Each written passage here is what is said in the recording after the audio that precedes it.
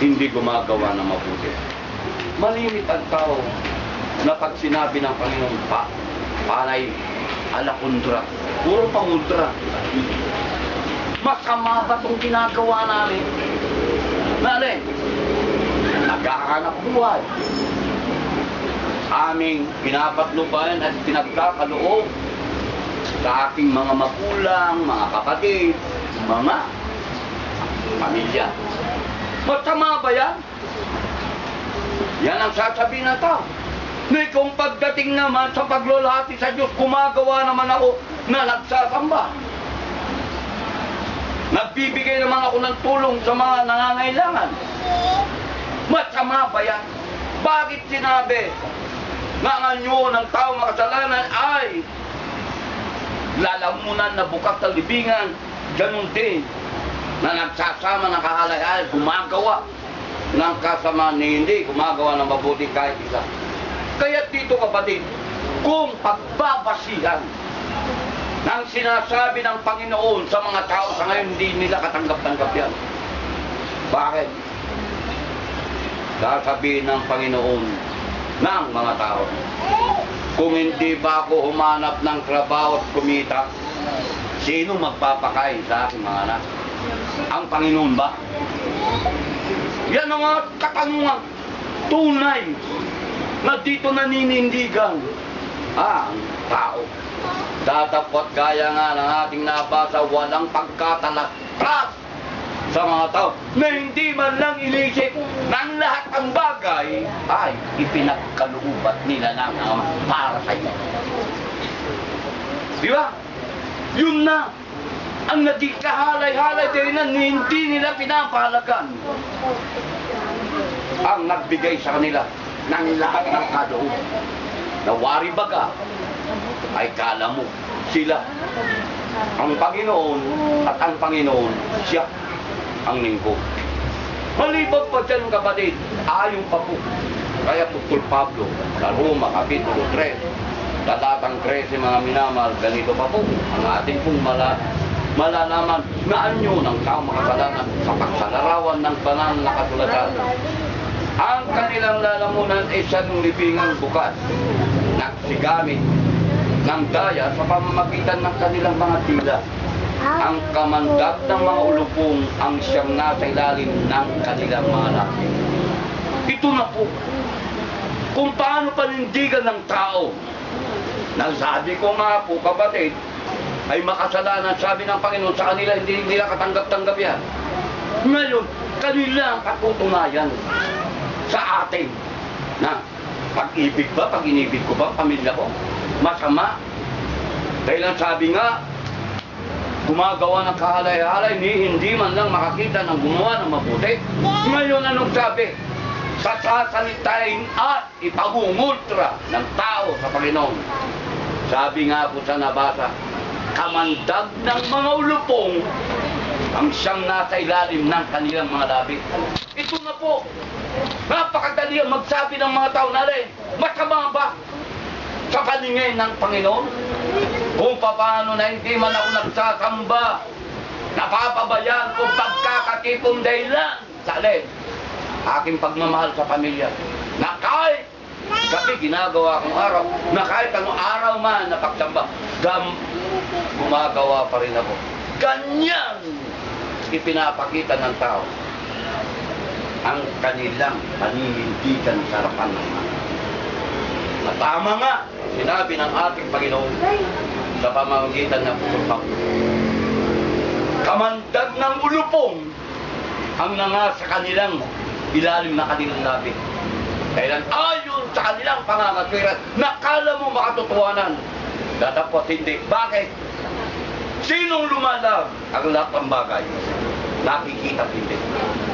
Hindi ba ang Panginoon? Hinahanap mo lang. Ipinagkaloob na yan, hahanapin mo lang. Datapwat kung yan ang paninindigan mo na hindi mo man lang inisip na gaya ng isang lingkod. Anong sabi ng Panginoon? Una sa lahat. Ito kapatid, una sa lahat ang Panginoon. Kita mo yan? Una sa lahat ng bagay ang Panginoon. Tatapat ang tao. Umaayon ba? Salitang una ang lahat sa Panginoon? Hindi. Unahin ko muna, mga minamahal ko. Gaano ka walang pagmamahal sa Panginoon? Naiya siya lahat ang nagkaloob sa'yo. Di, ikaw ba? Nilalang niya eh. Pinagkalooban ka. Gaano? Ang tunay na pagkikilan lang, isa kang anak at tunay na lingkod ng Panginoon. Kaya nga kapatid, paano may papakita? Ito na po kapatid kung paano na. Lalong ipapaliwanag ng tubig. Itong pagsasalarawan ng banal na kasulatan na totoong nangasa. Kita mo kapatid, tunay na nangasa. Mga tao, maaari kayang magbago ang mga tao ito sa kanilang sarili. Ito na po kapatid, ang pagsasalaran paano. Nasa tao na yan. Tunay na nangasa tao na yan. Ngayon, kung nangasa tao, magbabago kaya.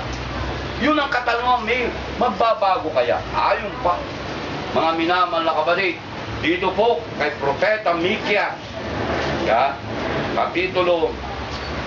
Kapitulo 7, talatang 5 hanggang 10, mga minamahal na kapatid. Ito po ang ating pong malalaman sa talatang ito. 5 hanggang 6. Huwag kayong magsitiwala sa kalapit-bahay. Huwag kayong magkatiwala sa kaibigan. Ingatan mo ang mga pinto ng iyong bibig sa kanya na umiga ng iyong pinapupunan. Ito kapatid ang sinasabi ng Panginoon. Nakun. Kaya nga kung minsan sa hindi pagkaunawa ng tao, hindi maganda yan. Kaya nabasa, huwag kang magtiwala sa kaibigan. Huwag kang magtiwala sa kapitbahay. Yung pintuan ng bibig mo, pakaingatan mo na magsabi ng mga nga hindi matatanggap o hindi ibig ng iyong asawa na humihiga sa iyong sinapupunan. Ngayon kapatid, kung ang isang tagapagturo ay hindi niya may papaunawa ito, kapatid ko,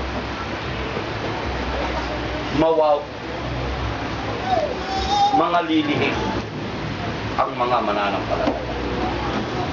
Dahil gaya nga ng sabi ng Panginoon, ibigin mo, kanya ang kaaway mo, gaya ng aral ng nakarang ito, di ba? Ipadalangin mo pa. Paano ito? Naibigin mo, kaaway mo panalangin mo pa. Di lalong-lalo na kaibigan mo yan. Ang pagtitiwala sa kaibigan, kalapit-bahay, ang asawa mo, kapatid, hindi maaalis, di ba? Lalong higit. Kung ang asawa mo na nagtatrabaho, sinasabi mong nagtatrabaho, naroon yung tiwala mo na hindi uuwi o makikipamay sa iba dahil ikaw ang asawa, di ba? Ang sinasabi ng Panginoon dito sa pamamagitan ni Propeta Mikias, kapatid, huwag kang magtiwala sa kaligtasan ko, yung sinasabi ng kapitbahay mo o kaibigan mo. Ang pagtiwalanan mo ay yung mga salita ng Diyos na nangasusulat sa banal na aklat.